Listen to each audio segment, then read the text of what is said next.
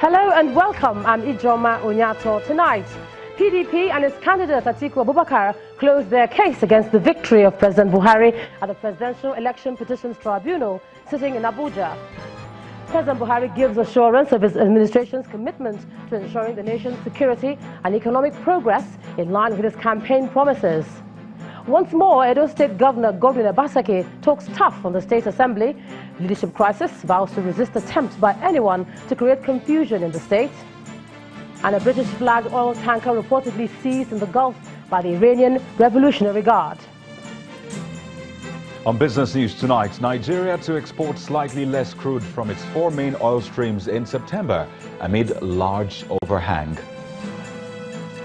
On sports news tonight, Desert Foxes of Algeria wins second Africa Cup of Nations title after beating Senegal 1-0 in the final.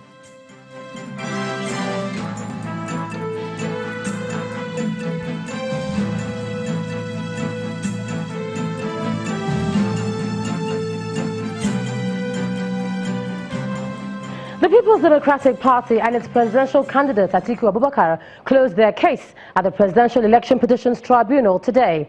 Now, before the closure, the plaintiff's star witness, Osita Chidoka, who served as the party's national coalition agent in the February the 23rd presidential election, told the tribunal that he never saw the server spoken about by the national chairman of the Independent National Electoral Commission. Mr. Chidoka, who is a former Minister of Aviation, says the INEC chairman, Professor Mahmood Yakubu, consistently told party officials about the server and also acknowledged its existence before the general elections and during the collation of the election result.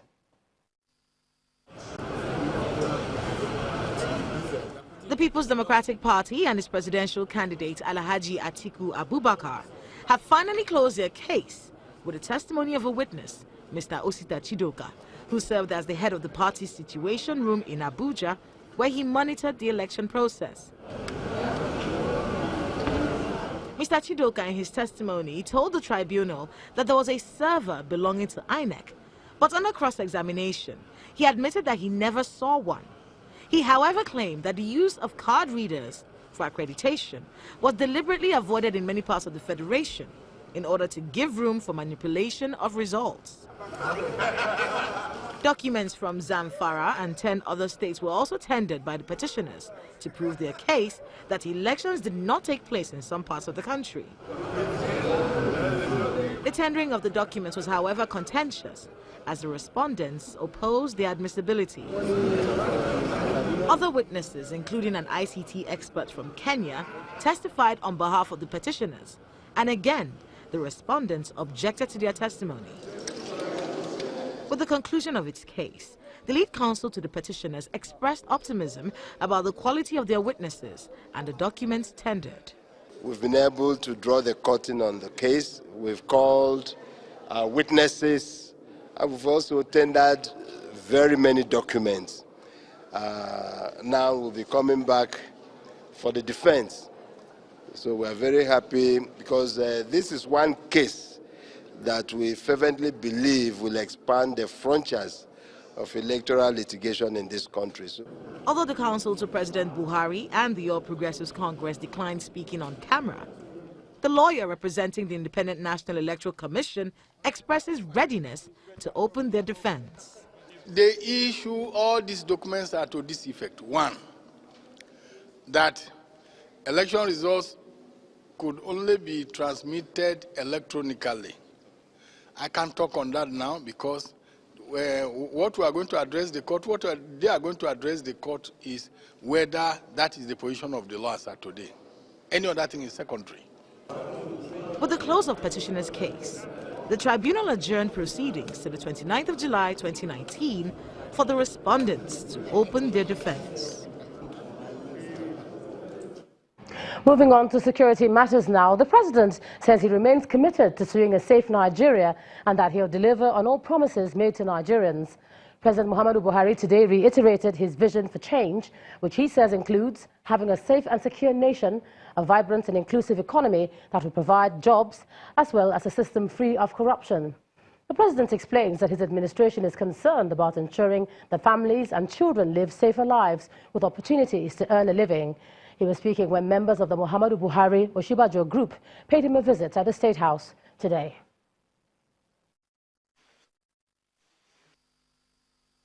Our vision for change is to have a safe and secure country for our citizens, a vibrant and inclusive economy that provides jobs and livelihood for our young and energetic population, and of course, a governance system that is free of corruption, a system where any Nigerian has the same opportunity as the next one.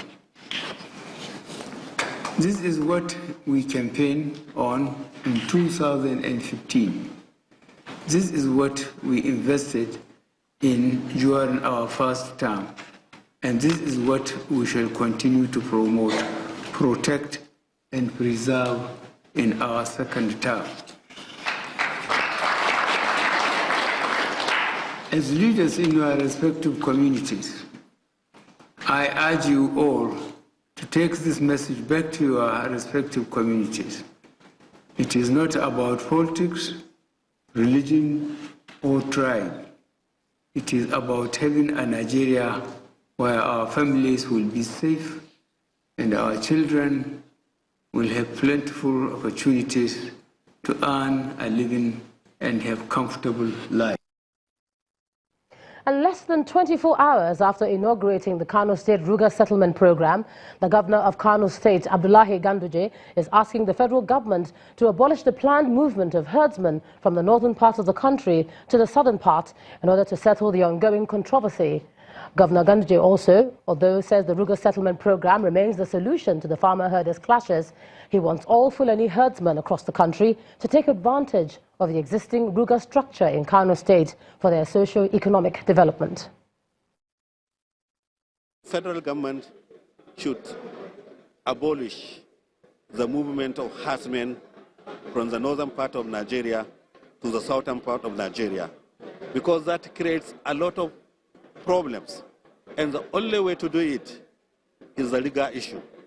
This Ruga settlement is a must, and to us in Kano State, is a task that must be done, because we must improve the quality of life of the herdsmen so that they become full Nigerians and behave like any other good Nigerian, so that the conflict that we are having all over the country will be reduced.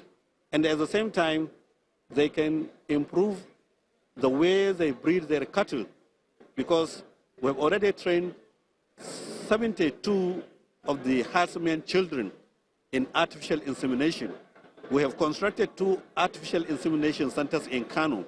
And in this Ruga settlement, which we have started now, we are also established artificial insemination centers so that the breeding system of their cattle will be according to the modern system.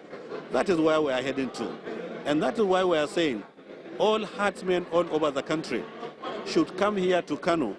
We are already, getting an assistance from the Islamic Bank so that we develop postures for grazing areas.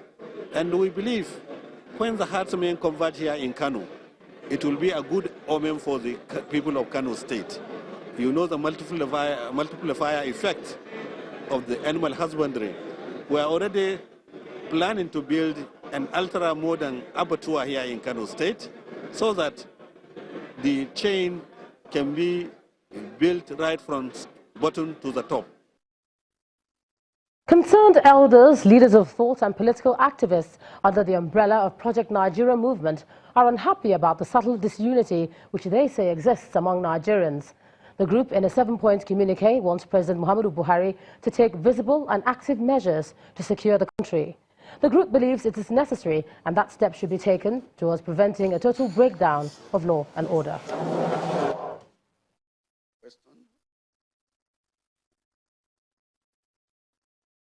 We, in an unequivocal terms, condemn all dastardly and cruel murder of innocent Nigeria across the country by invading and local bandits and terrorists in the country.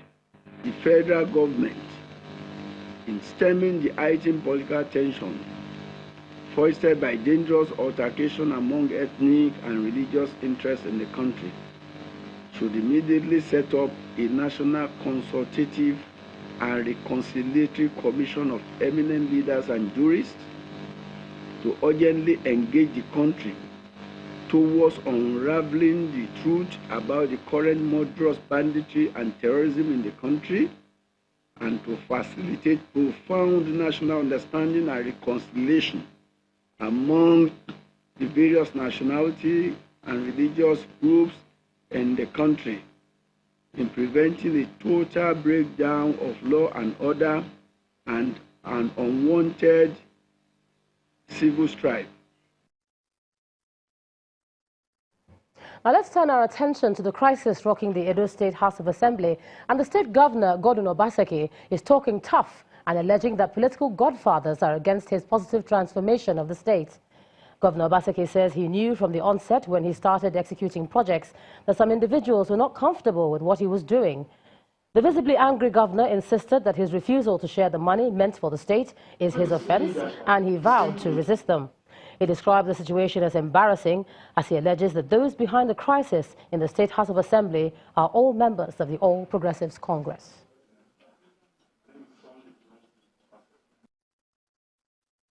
Is it ironic that in a state where we have one party ruling and that has all the 24 seats in the House of Assembly, we have this kind of a crisis? Thoroughly embarrassing. And at the center, we have our own person who is supposed to superintend this. So if your children are fighting and you cannot come and say, this, settle them, then what authority do you have to even be a father? I will not allow Edo State to be a pawn in anybody's political chess game. So for me, I keep asking the question, what have I done wrong? What is my offense? That they want to now get people to come and disrupt, create confusion in the state? The only thing they have said is that I refuse to share money. That is the only, I've had to say, what have I done wrong? They say, I refuse to share money. I am not taking care of the people who brought me into office. I say, 300,000 Edo people voted for me to be governor. If I do for everybody, if I do for the people, everybody will benefit. And to security matters, the army confirmed the killing of 2 of its officers and 3 soldiers in Borno State today. The gallant officers were killed in an attack by insurgents who attempted to infiltrate a military base in the state. The spokesperson of Operation Lafia Dole, Colonel Ado Issa, says the incident occurred after the troops engaged the terrorists in a gun battle in Jakana village. He says the insurgents who attacked the military base in 7 gun trucks were successfully repelled, with one of their gun trucks damaged in the process. He explains that a colonel, a captain and 3 other soldiers who were killed ran into an ambush laid by the fleeing terrorists along the Maiduguri-Damaturu Expressway. And a driver attached to a humanitarian organization in Borno State, Action Against Hunger, has been killed in an attack by suspected Boko Haram terrorists. The country director of the aid group explains in a statement that the incident occurred when a convoy of vehicles was attacked on the road to Damasak, leading to the driver's death. 1 member of the organization, 2 other drivers and 3 health workers are also said to be missing following the incident. The aid workers were said to be providing life-saving assistance to individuals and families affected by the humanitarian crisis in the northeast. While commiserating with the family of the late driver, the group says it's concerned about the safety of the missing personnel. In part 2, after the break, members of the Islamic movement in Nigeria again troop out to demand the release of their leader in Abuja. The government asked the protesters to wait for the verdict of the Kaduna court on the matter. That's in a moment. Please stay with us.